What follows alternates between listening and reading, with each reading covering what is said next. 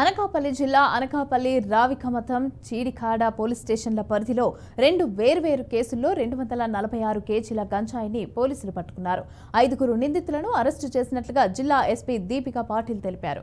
100 రోజుల గంజాయి నిర్మూలన యాక్షన్ ప్లాన్లో భాగంగా సిబ్బందితో నిఘా ఏర్పాటు చేశామని అన్నారు. నిందితుల నుంచి ఒక వ్యాన్, ఆటో, ద్విచక్ర వాహనాన్ని, 6 సెల్ ఫోన్లను స్వాధీనం చేసుకున్నట్లుగా ఎస్పీ వివరించారు.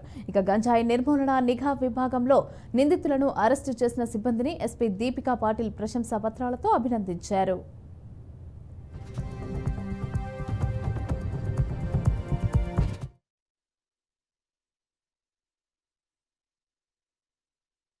అనకాపల్లి డిస్ట్రిక్ట్లో కూడా గాంజా మీద నిఘా పెంచడం జరిగింది. సో ఈ ఎఫర్ట్స్ రిజల్ట్గా నిన్న మనకి 2 మేజర్ క్యాచెస్ అయింది.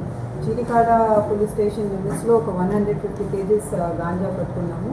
అట్లాగే రావికంతం పోలీస్ స్టేషన్ లిమిట్స్లో 96 కేజీస్ గాంజా ట్రాన్స్పోర్ట్ చేస్తూ పట్టుకుంటాం జరిగింది. చీడికాడలో పట్టుకున్న కేసులో 4 అక్యూజ్ని ఆల్రెడీ అరెస్ట్ చేశాము. ఇంకా 2 అబ్స్కాండింగ్ అక్యూజ్ పేర్లు కూడా ఉన్నాయి, వాళ్ళని కూడా తొందరలోనే అరెస్ట్ చేస్తాం.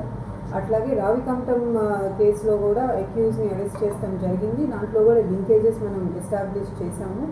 ఈ చీడికాడ కేసులో అక్యూజ్ అందరూ కూడా ఏఎస్ఆర్ డిస్ట్రిక్ట్కి సంబంధించిన వాళ్ళు, 3 పాడేరు మండలం నుంచి ఉన్నారు, ఒకళ్ళేమో హుకుంపేట మండలం వాళ్ళు.